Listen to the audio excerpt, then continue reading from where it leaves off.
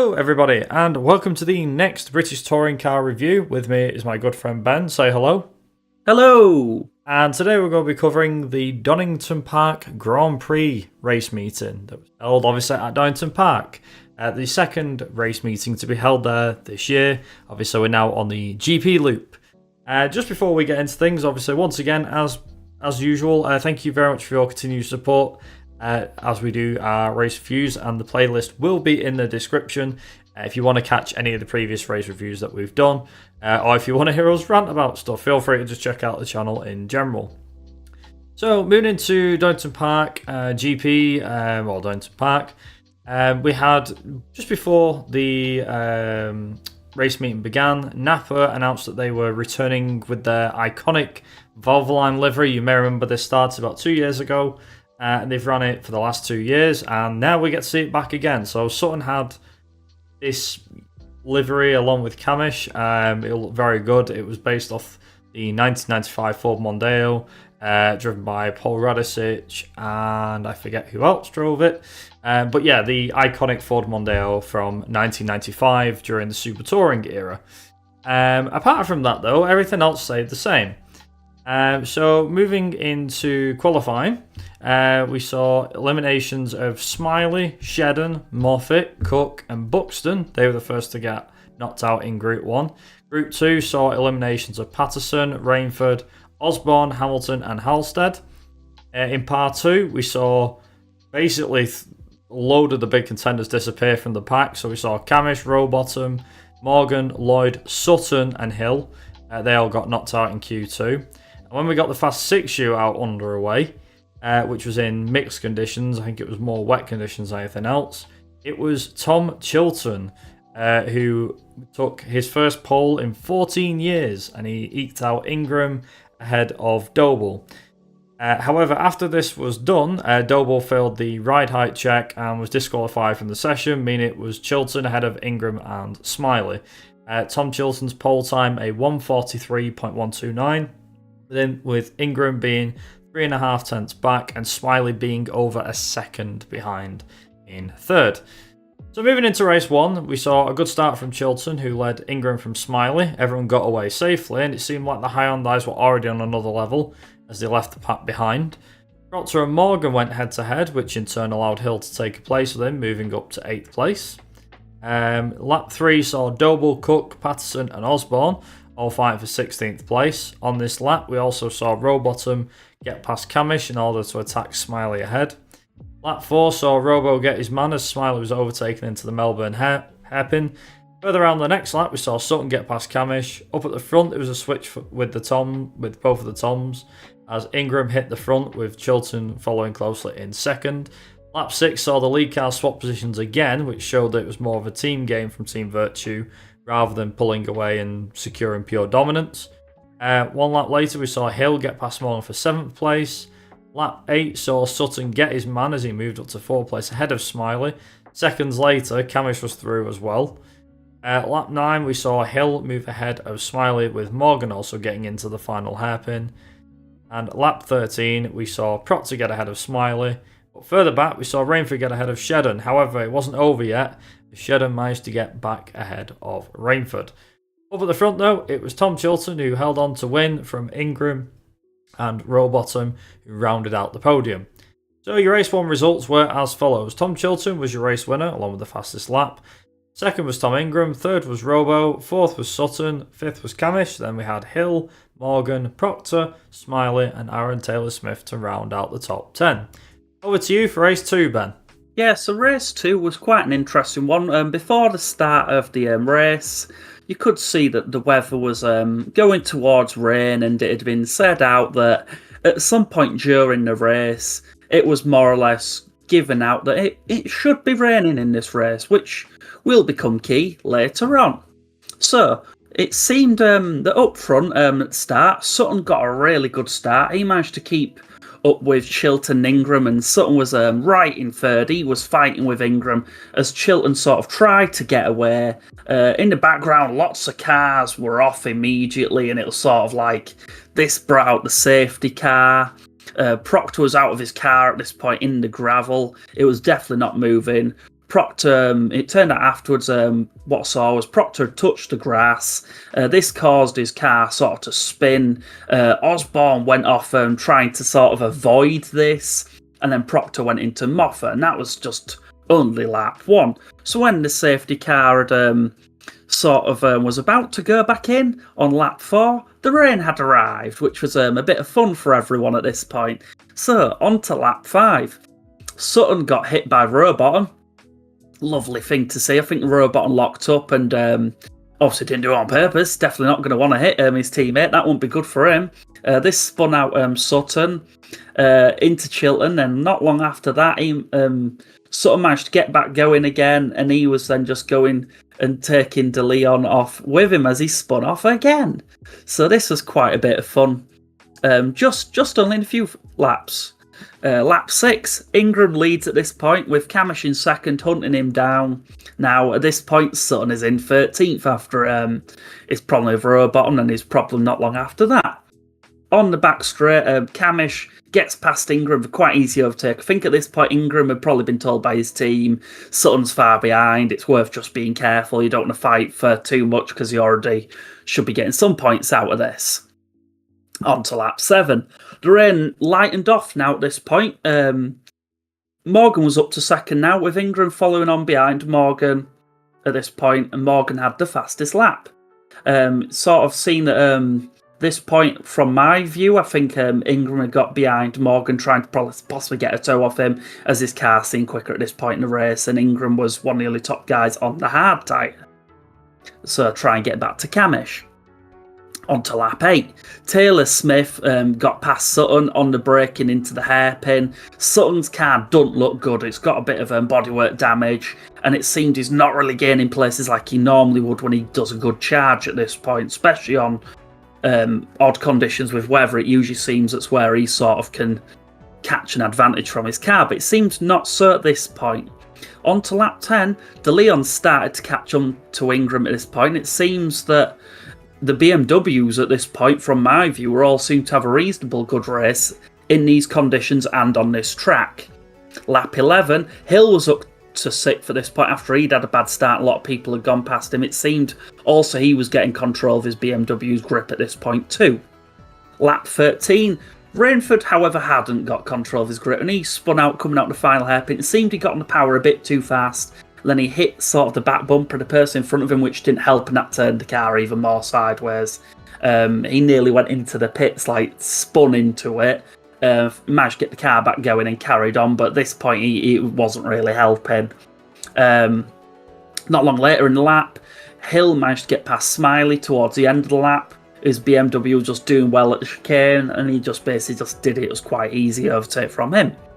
Lap 15, and it had gone from being slightly not wet as much to it was insane. The wetness just went to the rain really hit, and at this point it seemed that nobody had a clue what was going on, because on one corner everyone's doing fine, and following towards the back straightaway everyone was just off. It was insane. Literally every other person. There was only a few people who managed to stay on. Shedden was one of them, and he gained, at this point, going from 7th to 3rd, which was just insane. Camish was hardcore off the track, managed to keep control of it, and somehow stayed in 1st, which was just... it was a crazy thing to say. Lap 16... Hamilton and Halstead went into the pit to get wet. I didn't really get why they'd done this, because literally one lap left. I doubt the safety car's going in. It doesn't make any sense to me why they did it. It was just, I do not get it. Last lap, finished under the safety car. Smiley had finished in 4th, but it turned out after the race, he got disqualified for a ride height check. So, your top 10 is 1st was Camish, 2nd was Morgan, 3rd was Shedden, 4th now was Ingram, 5th was De Leon, 6th was Cook, 7th was Taylor Smith with the fastest lap. He did well in the part of the race where it wasn't as wet, so I think that was why he more or less held this, fair on him. 8th was Sutton, he'd gained back at least. 9th was Hill, and 10th, because of what had happened with the ride-out check with Smiley, he'd been moved up to, was Lloyd. So over to you for race 3, Brad.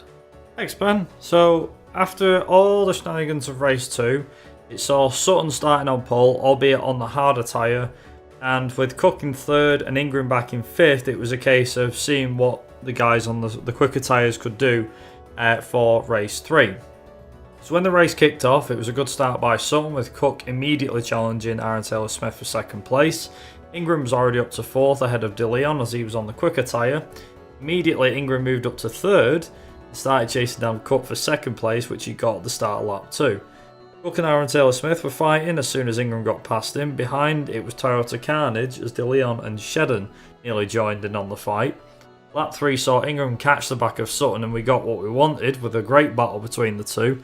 The battle lasted over the course of the next lap or two, with the two drives exchanging places, and it was fantastic to watch with constant back and forward, Sutton going for dives, Ingram doing the switchback. Great stuff. And eventually it was Ingram who got out into the lead of the race ahead of Sutton. Meanwhile, further back, we saw Chilton get ahead of Hill, whilst Rowbottom was up to 6th place and Rainford was up to 13th. Hill was up to 8th place ahead of Shedden on lap 7. Josh Cook wasn't doing great this race, as he dropped down to 7th place on lap 10 after Chilton and De Leon both passed the Toyota. Shortly following this, we saw Nick Halstead retire with what looked to be an oil leak, which brought out the safety car. Once the safety car went in, we saw Hill aim to get past De Leon, and doing so, with Chilton also trying to do the same against Aaron Taylor-Smith. Smiley seemed to be in trouble as it looked as though he had a puncture which dropped him down the order. Hill attacked Chilton for 5th place, however Chilton didn't give up and it saw a small battle between the two, which ended up with Hill coming out ahead.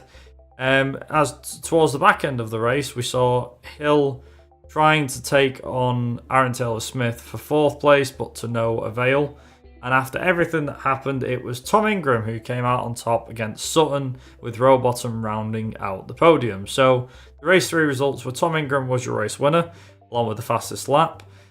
Ash Sutton was 2nd, Rowbottom was 3rd, Aaron Taylor-Smith was 4th, Hill 5th, Chilton 6th, Shedden 7th, Lloyd 8th, De Leon 9th, and Charles Rainford in 10th.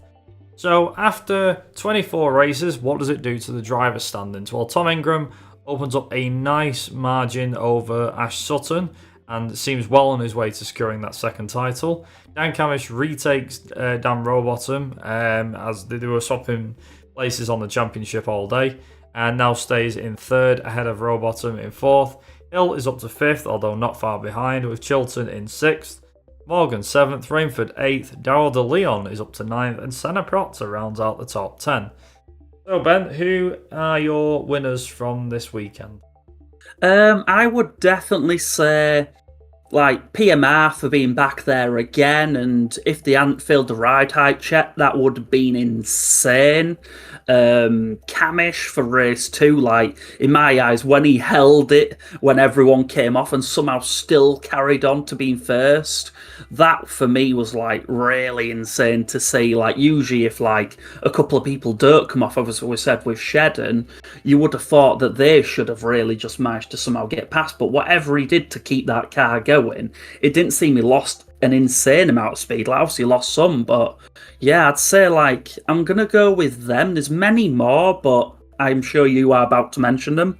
Yeah, probably am doing, to be honest. I'm just gonna say Team Virtue, to be honest. Hyundai, whichever one you want to go with, because I think Ingram obviously had a very strong weekend. Chilton was right on the money. He was right on the pace. He got his pole. I think that shows it. Morgan looked very strong as well. Proctor tried to be strong, I think. And whilst the racing might not have gone his way, I think Hyundai as a whole, the cars just looked like rockets, and they were unbelievably quick. I can't really see anything else, to be honest. I think Hyundai definitely. I mean, I will give credit where credit's due. I think that Hill had a strong drive in race 3, and I think he didn't do too bad with the BMW, and I think obviously Rowbottom as well, again backing Sutton up. I know that they had a bit of a coming together in race 2, but yeah, I think having both of them do well in race 3, I think even Rowbottom was at the end of the day, he backed up a load of people in race 3, let Sutton get away, or to at least keep attacking Ingram. So yeah, the team game definitely strong this weekend, that's for sure. But yeah, that's all we've got time for today, unfortunately. But is there any final comments you want to say about the championship, Ben, before we go to Silverstone? I'd definitely say, in my eyes, it's a two-man sort of championship already at this point. Like, some severe problems would have to fall Ingram and Sutton for like it to go any other way. I'd like something interesting to shake it up, but I also wouldn't want to see it go to a point when both of them literally just don't finish any races for a whole weekend, because that's the only way I could see it happening. So it's good. It's interesting to see this year. It's nice to see the turbo package is definitely working. It's the hybrid era had its thing, and it's here and gone now. But it seems that from what's going on, the sport's still carrying on to do what we want to see, and that's a good bit of action with lovely people. It's an interesting atmosphere, and bring on Silverstone. Hopefully this year it's equally as good as the last two ones, because if it's a normal Barfest, I'm going to be a bit sad, because the last one's I actually enjoyed. Yeah, well, we'll see how that one goes. Obviously, with all the straights, I think it'll be hard to stop Ingram from winning another race and possibly wrapping the title up. That'd be a long shot, but he could possibly do it if he pulls that big of a gap. But yeah, let us know what your thoughts are. What did you think of this weekend's racing? Did you enjoy it? Did you not enjoy it? Let us know in the comments. We'll see you guys in 2 weeks' time, I believe it is, when we will be at Silverstone on the national circuit. So we hope to see you guys there. As always, have yourselves a great day, evening, night, wherever you are in the world. And yeah, we'll catch you all again for the next race review. So until then, thanks for watching, and of course, ta-ra. Bye-bye.